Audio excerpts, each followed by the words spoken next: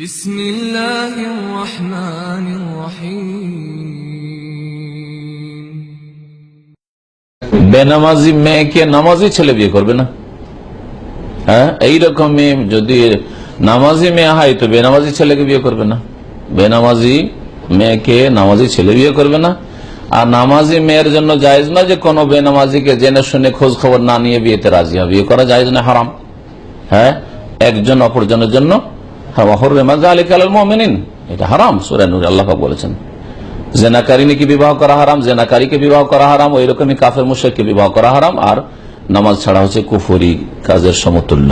সুতরাং বেনামাজিকে বিয়ে করা জায়েজ না, বিয়ে দেওয়া জায়েজ নাই। কোন অভিভাবক যদি কোনো মেয়ের বোনের বিবাহ বেনামাজির সাথে দিয়ে দেয় তো সে তার বেলায়াতে খেয়ানত করলো, আল্লাহ পাকের কাছে জবাবদিহি করতে হবে। সে খেয়ানতকারী, বিশ্বাসঘাতক সে।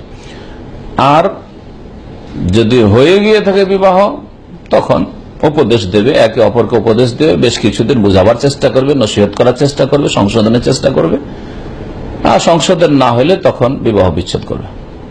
বেনামাজির সাথে ঘর সংসার করা জায়েজ নয়, কারোর জন্য জায়েজ নয়।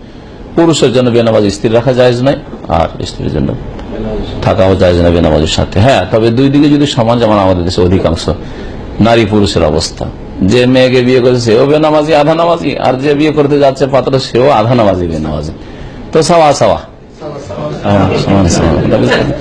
তো সৌদি আরবে থাকাটা তো দলিল না, কোরআন হাদিসে থাকাটা দলিল।